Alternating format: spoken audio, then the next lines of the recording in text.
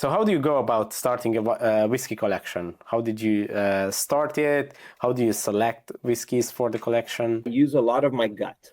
So I knew that there's something different with Japanese whiskey, but I didn't know. I just my intellect said, something interesting. Like I said earlier, I'm gonna buy them, and what's the worst case scenario? I drink them.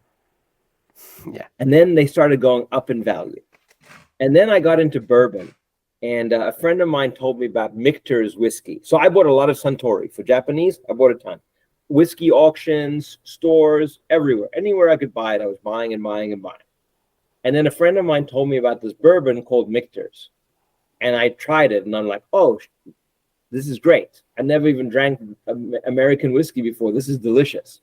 So I started buying it as well. And like those two, if I look at my 800 and something bottles, I've got about 250 Japanese, and then about 200 just Michter's. Wow. Going back to like 2012. And then I have a ton of other stuff, scotches and other American whiskeys and stuff like that. But like half of my collection is like two companies.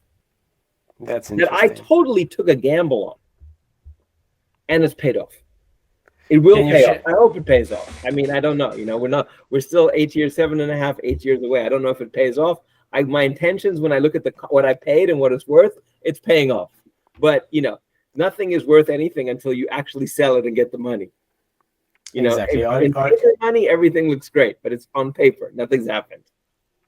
So do you have like charts? Are you following the I don't. value? Also, because I've been doing it for so long, like I watch things. So I watch every auction, like this morning, the Sotheby's one closed. I watch every auction and I look for patterns. I also look for nostalgia and limited. So when I buy something, it's normally a very limited run. Like they didn't release 80,000 bottles a week. But don't get me wrong, I do have some bottles that they did do that. Great marketing. Just happens. I look for bottles that were from a long time ago, and the reason why I do is that means they've been open and drank, and there's not many left in the world. Yeah. Like those are generally my criteria, and I buy whiskeys from companies that I know, like tomorrow, if I needed to sell, everybody would knows what it is. I didn't go find some Gavin whiskey that nobody knows about and buy 100 cases that nobody cares about.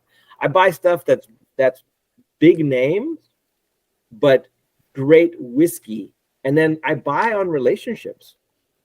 If I spend time at a distillery and figure out like their secret sauce, like they're onto something, then I go invest in the old stuff, knowing you can't do that again.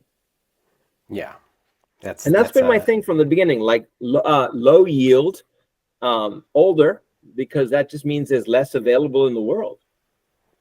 You got to drive a premium. I mean, like I said, you can't microwave it. You can't recreate a 1980 Macallan. You just can't. Exactly.